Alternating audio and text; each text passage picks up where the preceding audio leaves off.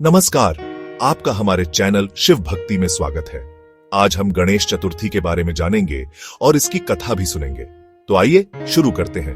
गणेश चतुर्थी भाद्रपद माह की शुक्ल पक्ष की चतुर्थी को गणेश चतुर्थी कहा जाता है।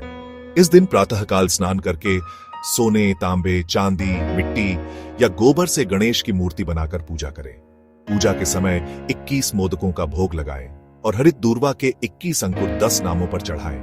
गतापि गौरी सुमन, अघनाशक एकदंत, ईशपुत्र सर्वसिद्धिप्रद विनायक कुमार, गुरु इत्वक्त राय और मूषक वाहन। 21 लड्डुओं में से 10 ब्राह्मणों को दान करें और 11 स्वयं ग्रहण करें। कथा। गणेश चतुर्थी कथा। श्री गणेश चतुर्थी व्रत की पौराणिक कथा के अनुसार एक बार भगवान शिव तथा माता पार्वती नर्मदा नदी के किनारे बैठे थे। वहां माता पार्वती ने भगवान शिव से समय व्यतीत करने के लिए चौपड़ खेलने को कहा।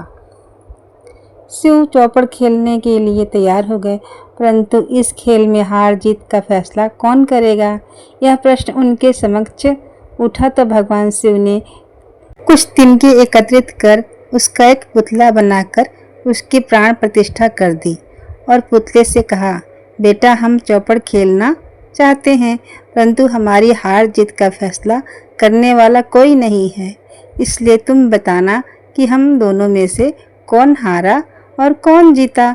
उसके बाद भगवान शिव और माता पार्वती का चौपड़ खेल शुरू हो गया।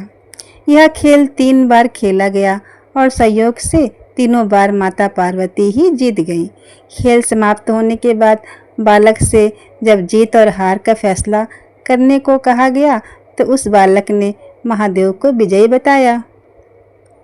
यह सुनकर माता पार्वती अति क्रोधित हो गई और क्रोध में उन्होंने बालक को लंगड़ा होने, कीचड़ में पड़े रहने का श्राप दे दिया।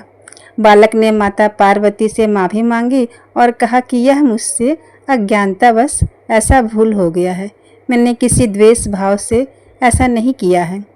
बालक द्वारा क्षमा मांगने पर माता ने कहा, यहाँ गणेश पूजन के लिए नाग कन्याएं आएंगी, उनके कहे अनुसार तुम गणेश व्रत करो, ऐसा करने से तुम मुझे प्राप्त करोगे।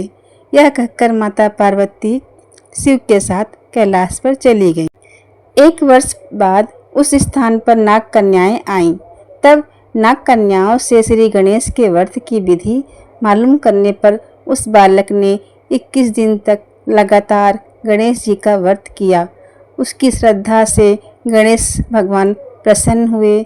उन्होंने बालक को मनवांछित फल मांगने के लिए कहा। उस पर उस बालक ने कहा, हे विघ्न विनायक, मुझ में इतनी शक्ति दीजिए कि मैं अपने पैरों से चलकर अपने माता पिता के साथ कैलाश पर्वत पर पहुंच सकूं और वे यह देख प्रसन्न हो। तब बालक को भगवान गणेश ने वरदान दिया और अंतर्ध्यान हो गए। इसके बाद वह बालक कैलाश पर्वत पर पहुंच गया और कैलाश पर्वत पर पहुंचने की अपनी कथा से उसने भगवान शिव को सुनाई। चौपड़ वाले दिन से माता पार्वती शिव जी से विमुख नाराज हुए बैठी थी। अतः देवी के रुष्ट होने पर भगवान शिव ने भी बालक के बताए अनुसार 21 दिनों तक श्री गणेश का व्रत किया। इस व्रत के प्रभाव से माता पार्वती के मन से भगवान शिव के लिए नाराजगी दूर हो गई। तब यह व्रत विधि विधान से भगवान शंकर ने माता पार्वती को बताई।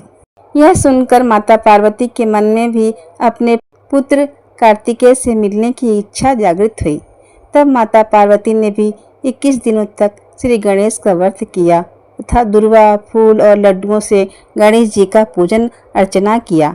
व्रत के 21वें दिन श्री कार्तिकेय स्वयं माता पार्वती से मिलने आए। उस दिन से श्री गणेश चतुर्थी का यह व्रत समस्त मनोकामनाओं की पूर्ति करने वाला व्रत माना जाने लगा।